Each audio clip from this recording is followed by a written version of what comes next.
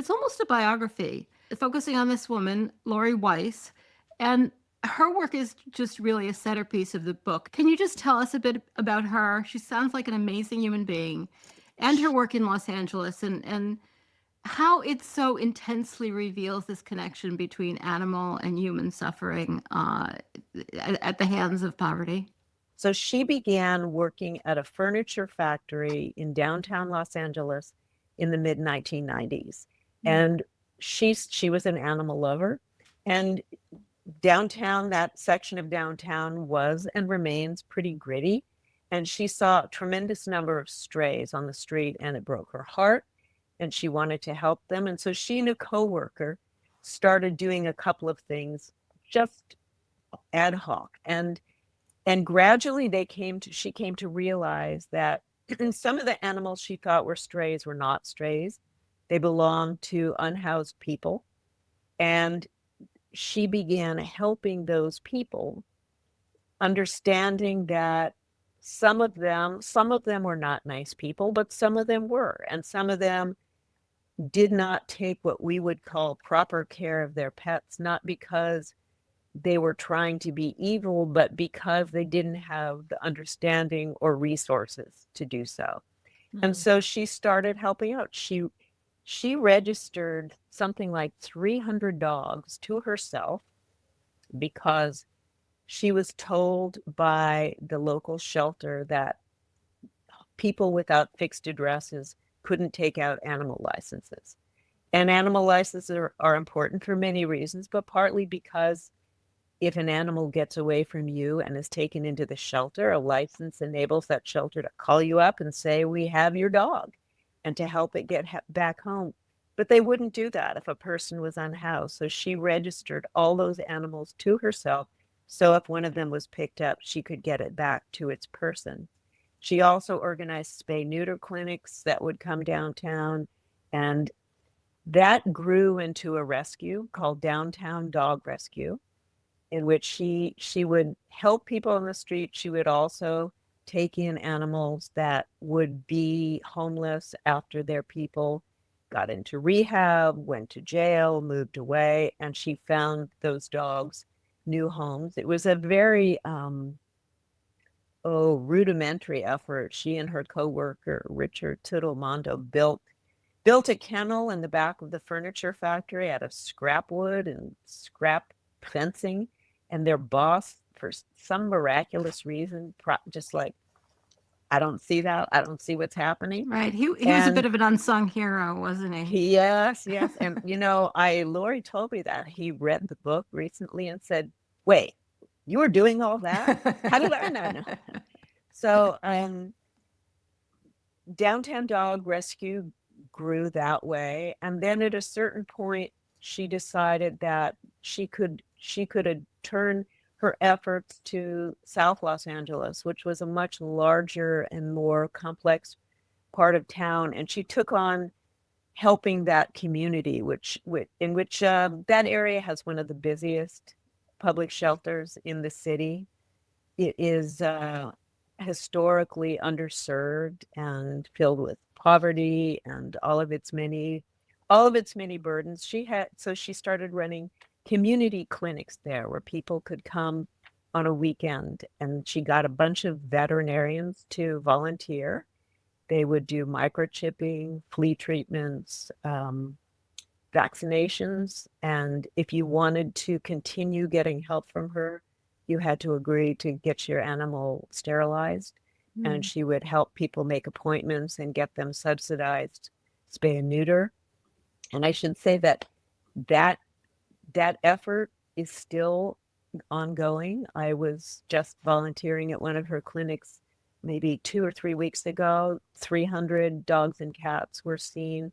Some of the same veterinarians. This is now, I don't know, what are we talking, 20 years? It's like become a community event. Wow. And she's changed over the years. I think she's spending more attention now on affordable vet care because she sees that as really an important linchpin to addressing this problem. And about a year ago, She actually rented a space in Southeast Los Angeles and has her own veterinary clinic with a mobile van parked in back. And she has a vet who's on her payroll who does spay and neuter at very low prices or no prices, and is working with people who are not only in poverty, but some people who are really, really on the edge of our society and whose animals have a disproportionate effect on the number of unwanted animals being born, because there are people whose whole communities, whole blocks where animals are roving and getting sick and getting each other pregnant and giving birth to the kind of animals that will then end up in the shelter, and that frankly very few people right now want to adopt. I just want to give a little shout out to an episode that we did not that long ago where we interviewed Christine Kim, who is the founder of My Dog Is My Home. And they talk so much about housing justice and animal companionship. So I think pulled it up. That's episode 792. But I love to hear that there's a movement toward, these issues being discussed. And yeah. Yeah, she's an important figure too. Yes.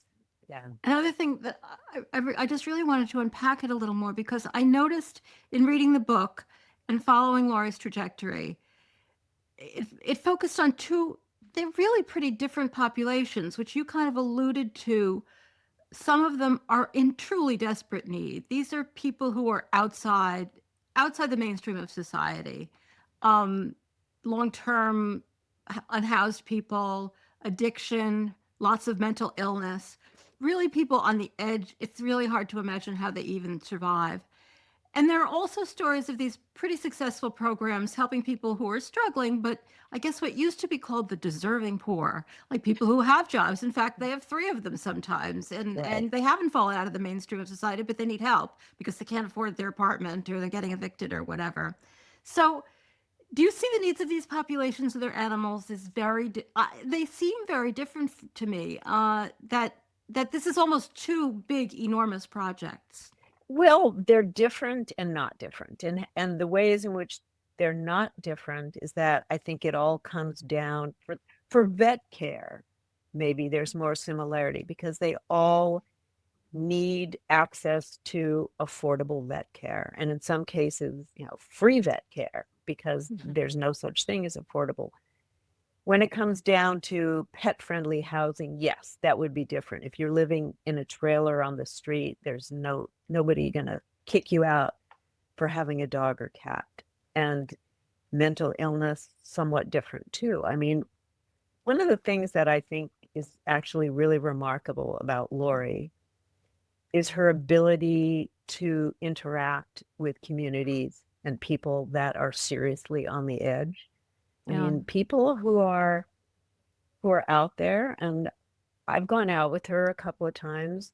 Some of the scenes that she deals with are actually, they're shocking, and she has a way of talking to people and being quietly firm, but entering that reality in a way that does not reflect judgment and enables those people to really trust her and deal with her. And I think that's an incredible skill. And I think it's partly because she doesn't feel that judgment.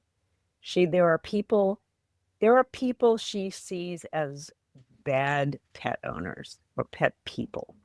And she will, somebody is hitting an animal or starving an animal or doing egregiously bad behavior, she will in fact say, no, I'm not helping you. In fact, when she was working downtown, she would say, like, you do that animal is mine. You're going to come home to your tent and the dog is gone because no, unacceptable. But when people are merely, I don't know, just out there, and she can talk, and she can talk in a sympathetic way and get people to trust her enough to and to accept the help. And the help oftentimes helps the animal, but sometimes it can also help the person. Yeah, well, one thing that I think kind of changed me was an interview we were giving recently to Sherry Franklin at Mhm. Muttville in San Francisco. And, you know, I have always had a stick up my ass about people surrendering their animals. You know, I've always just been the one that's like super judgy, and like in like one sentence, Sherry sort of changed my perspective on that. Just like, you know, that's that's just not always the case. That like most of the time they really want to keep their animal, and like I just like that realized what a jerk I've been.